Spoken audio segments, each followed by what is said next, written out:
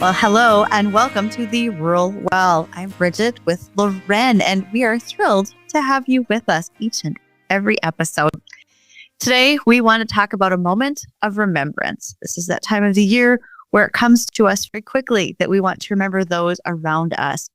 So, thank you for joining us. Maybe you are checking for that missing sock that the dryer ate. Maybe you are ironing your dress pants for an upcoming Veterans Day ceremony, or signing a permission slip for one of your kids at school. Well, we know the ag industry has its challenges, and we are right alongside you. And we really cannot wait to connect and inspire one generation and legacy to the next. So let's get started. Loren, what do you think about Remembrance Day? I kind of love Remembrance Day, and I don't know if that's the right term because I say that with the greatest respect and admiration, but it comes with actually a lot of pride and like good pride, honestly. My grandfather fought in World War I, which means he was 51 when my dad was born. And so as a student growing up, when we were learning about World War I and World War II, I took all of his letters had been laminated, and I took them to school and I made it part of my project. And I just really proud that my grandfather had fought in World War I. But he would tell the story to my dad. At one point, they were at a battle, and all the men lined up, and they numbered them 1 to 100. My grandfather was number 101. And the 1 to 100 left to go to this particular battle, and not one of them returned. They all died. And so my grandfather was number 101. And so I think about the legacy left behind by those who have fought on behalf of Canada and the US, not only for freedom, for our freedom. I think we need to always take a step back and recognize the international impact of what our soldiers still do and have done to bring freedom to others from tyranny. And my cousin also was in the Gulf War, and I just am. I'm honored. I guess I hope honor is the right term, that we could cover this topic today.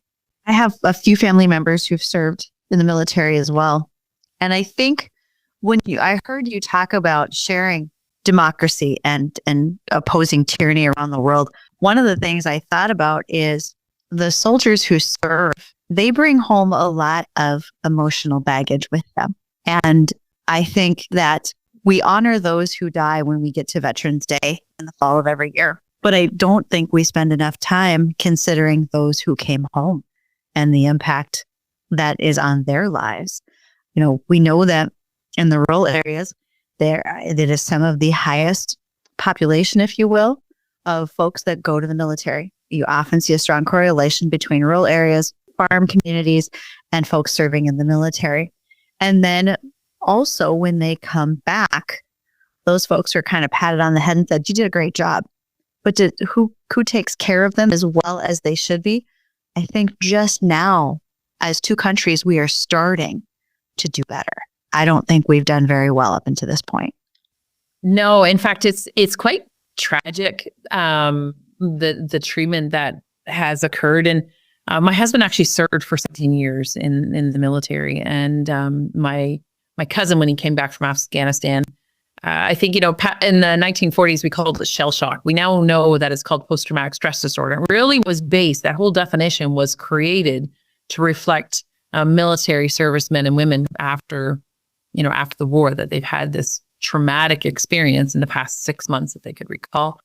And it was, it's littered with hypervigilance and sometimes very vivid dreams, because that trauma is in the recesses of the brain it feels like it's still a lived experience. It's not part of a memory bank, and it's very much feels like you're still living in that chaos and living in that trauma. And so they require and deserve, in the very least, adequate care.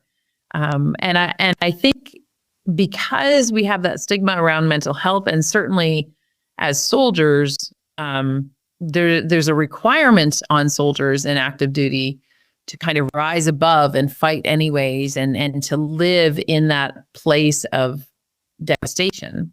And then when we come back to our home country, it's like we have to put on a different hat, and we just can't do that. And we just cannot function under that different hat and function really well.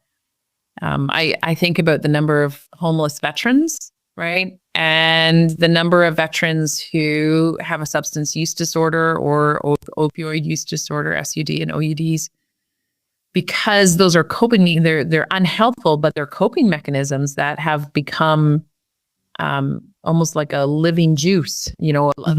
It's what gets us through the day. And so for those of you who are impacted by that, we first want to say thank you for your service.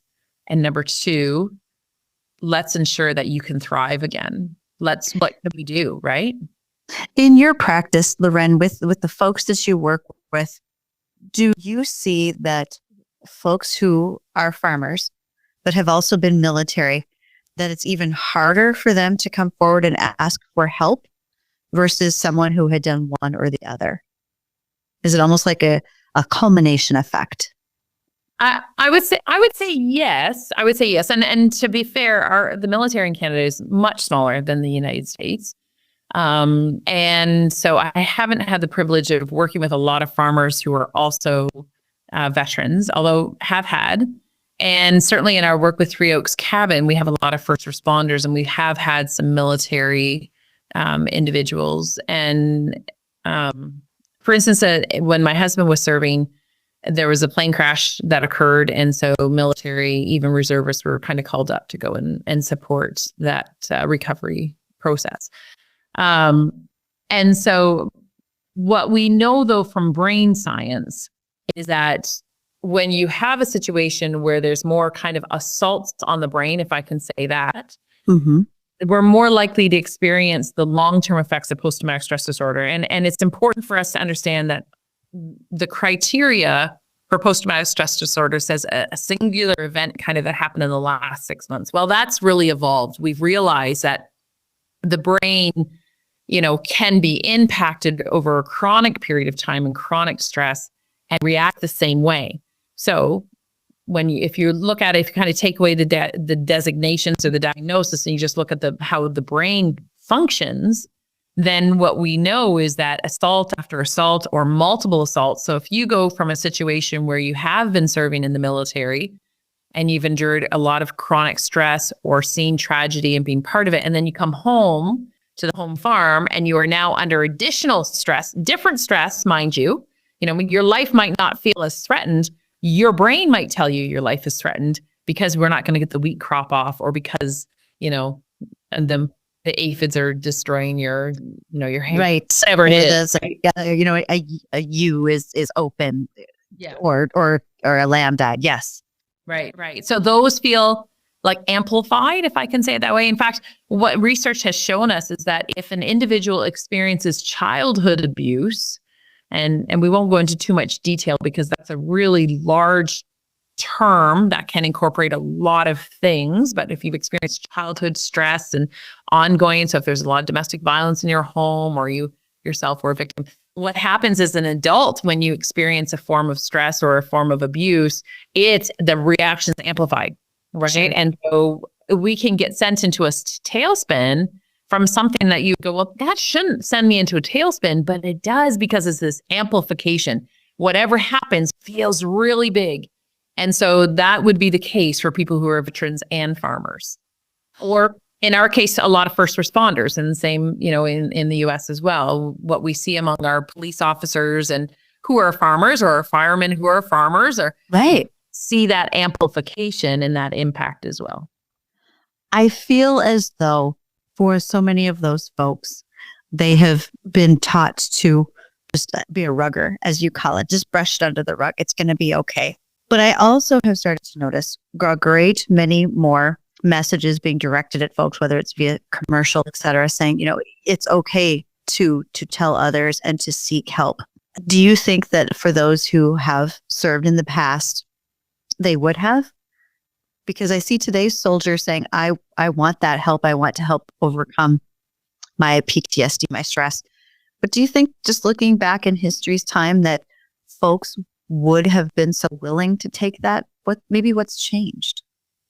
No, like I remember my dad talking about, because I asked him, well, what did Grandpa say? My grandfather passed away before I was born. And so I was very curious. My older brother, Jason, he's also extremely curious, really honoring our history. And so we, asked my dad, well, and really my dad said he talked about the war twice. And in those times, it was like, I'll tell you my story, and then we're not going to go back there again. And from the clients that I've worked with, when we talk about kind of a generational trauma, what we know is the war impacted people's ability to cope and to have relationship.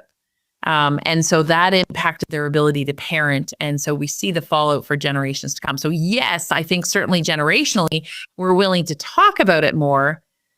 But now we're running into that amplification, right? So we have generational trauma, or we have multifactorial reasons why we've experienced trauma or ongoing stress. And so, it perhaps in the 1950s, when you could farm 50 acres and supply for your family, you could manage some of that trauma because you had this other stabilizing factor. But now in Canada and the US, there's no way you could support a family of 50 acres. I mean, lots of people farm 3,000 acres and still have to work off farm. And so, we have a lot additional kind of pieces that add to the lack of ability to really thrive under the circumstances that people find themselves. We talk about remembrance and honor in the same breath. What can we do to show that honor and show that remembrance to those who've gone before us or are still here? How can we give them our best foot forward? One of the most precious things that we have is to pass on our stories. In fact, in our culture, maybe we don't do this as much as we did, but my husband and I recently got back from Ireland. And one of the things that an individual told us is, whenever you read about history, understand that you're reading only one side of history, because people who wrote down history had the capacity to write down history. They had the education, they had the wealth. And individuals who couldn't write down their history, but maybe told it through song or through story, it's still valid. And so we have to come to a place where we cherish the stories. And so I would invite you to find the stories of your own family. I would invite you to sit down and honor those individuals by hearing their stories and by allowing that conversation to take place. I think sometimes we're scared to do that, or we don't always realize, and I don't always realize the value in it. My grandfather passed away in 1994, and boy, if I could go back, I certainly would sit at his feet a little longer and would write down and record the things he said, because he was a man of great wisdom. And I just wonder how much we miss out by not really hearing those stories. But I also think that the more time we spend with folks, they are getting better about telling those stories. My grandpa-in-law didn't want to share very many until he got much older. But folks are willing to talk and to ask now. We've gotten so much better at that. Recently, you and I have talked about gratitude, and I think it's a form of gratitude is being able to share those stories. That's awesome. And I hope more people want to do that. One way I see many honor those in their family who have been in the military is by joining themselves. And I think that's a wonderful idea.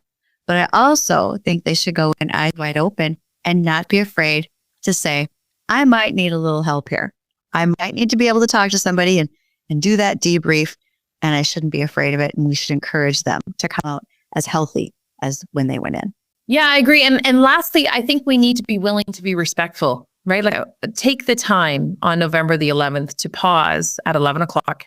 Take the time to read those stories. Take the time to honor those. And on November 11th, I lay a wreath in memory of my grandfather, who I never met, but who I cherish the legacy, because without him, I would not be. Absolutely. And take that time. Think about what are the ways that you can do that honoring. What brings you that moment of remembrance? Is it simply seeing the flag? Is it being at the ceremony? Is it something that you can do at their grave sites? But look for those moments to honor them and remember. And it shouldn't be just because they've passed. It should be for those who are still here too.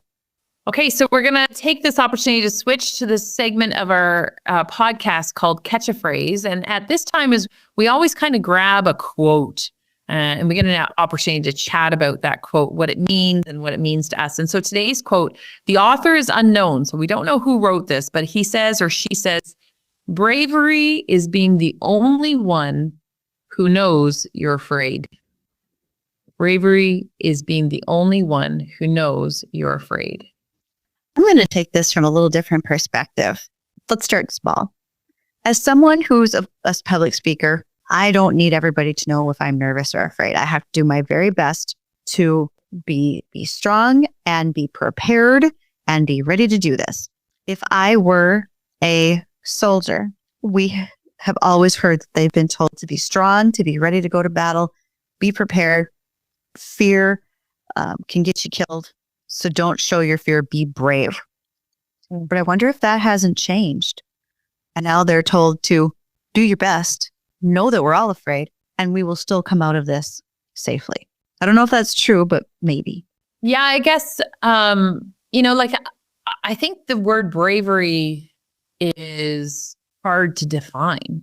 And I think of Brené Brown. She talks about it from the form of courage. Or no, actually, it wasn't Brené Brown. My apologies. It was Kelly McGonigal.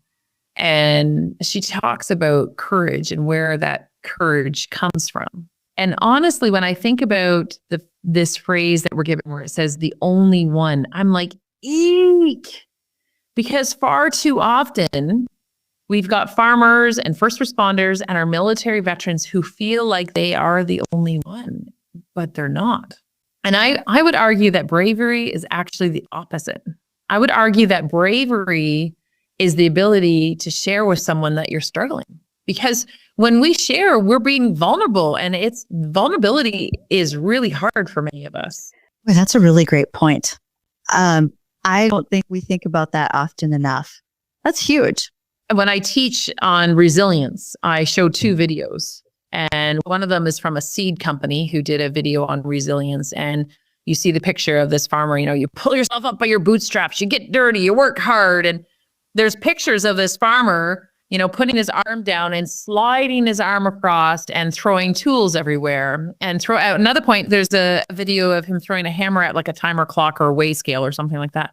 And then I show a second video, and it's a video of a sheep farmer in Australia. And he shares his story about coming from the black pit of depression. And he talks about from now I don't work by myself. I always make sure that when I'm working with the sheep, I find somebody. I check in with my neighbor regularly. I go for bike rides regularly. I've opened up this part of my life that I kept very secret and very closed. And I ask people, which one really demonstrates resilience? And everyone, I've yet to meet anybody who doesn't identify the second one as the person who's resilient. And I think that took bravery for him to come to a place where he was willing to learn, willing to hear, and then willing to tell his story. You're right. That was great bravery. We think of bravery as always inward, but what he showed is bravery outward. Yeah, and I think we actually come from generations of people who were brave even like that. Like, I know that we talk about how closed we are now. I don't think that was always the case. Mm-hmm. Like, if you read some of the older letters from people who fought in the war, they shared how difficult it was amongst one another. And they sent letters back home after they'd immigrated that really said, this wasn't such an easy thing. It's not sunshine and roses over here. Maybe you don't want to do this. And so, I think we have to come to this place where we've got to cast aside the idea of doing it by ourselves and holding everything in. Is this gold star we're somehow going to get in the future? Because we don't get a gold star for it.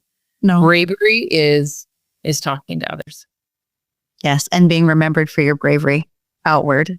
Well, we always like to end with something just a little bit more fun, maybe a little bit of a giggle. And we certainly want folks who are listening to send their thoughts on this as well. So, all right, here we go, Loren. What is one item you own that you should really throw away, but you probably never will? It's so interesting. I have a pair of shorts from 1996. It was the year I went to university at the University of Prince Edward Island. And my mom and dad bought me these pair of shorts, and I can still wear them. The only reason I could still wear them is they're still elastic. And they're covered in paint, and they still have the UPI Panther logo. And I should probably dispose of them, but I just can't seem to do it. Because that was your parents giving you something, and then you launched yourself into adulthood. And it comes with so many memories. I mean, every time we painted, I wore those shorts, and it just is. Yeah. Yes. It was also the year I met my husband, and he is like Mr. Amazing. And so I wouldn't want to get rid of anything that reminds me of those years when we met. We met and married within 10 months. So I think that's a pretty good reason to hang on to them. Yeah. Articles of clothing come to mind first. And then we all have one of those, but there's something I don't use it, but I have it because, again, I just can't seem to get rid of it. And it is the flour sifter. That was my grandma's. It's metal. It looks like an oversized can. It has a handle on it, and it's got this little wooden knob on the turn handle that you use. I don't need it. I rarely use it. Oh, well, I have grandma's if you need it. And it's not that it takes up a lot of space, but every time I look at it, I think, I don't need that, but I can't get rid of it. So the flour sifter is going to stay in my cabinet. I think you could probably pull that out and put it on a shelf, and it might be an antique by now. It probably is, because I don't think they make them aluminum like that anymore. Oh, I don't think so. I'm sure. Yeah. That's so interesting because my husband and I just got back from Ireland. After 27 years of marriage, we took a trip. And while we were there, they were like, when you go to make scones, we did this bread making scone, workshop. And she was like, you must sift your flour. And I was like, ours is all pre-sifted. But she's like, no. And sure enough, when I sifted the flour there was like chunks of stuff. I was surprised. Huh. That does make a big difference. I think our food is really, I don't want to say refined, like overly processed versus what I found in Ireland. It's not as processed. Anyway, that's an aside that we could probably cut out. We don't even have to cut that out because that's a whole nother discussion someday on, trips and culture and so forth. So, yeah. Well, we want to thank you for listening today. Please send us your thoughts about remembrance and how that ties in with whether it's a military tie or someone in your family and the things that you think of when it comes to remembrance, because we know it's all important to each of us in a very different way. Thanks so much, folks. See you next time. We are so glad that you joined us on The Rural Well, and we hope that you found a nugget of wisdom in our chat today. But listening to our podcast is a drop in the bucket if you are struggling. So we encourage you to reach out in whatever way you are able to ensure that you get the help that you need to thrive. If at any time you are in crisis and cannot keep yourself safe or your loved one safe, please call 911 or visit your nearest hospital. We are delighted that you chose to spend your time with us, and we want to hear from you. So drop us a note and be sure to tune in next time to The Rural Well, and remember, you were made to thrive.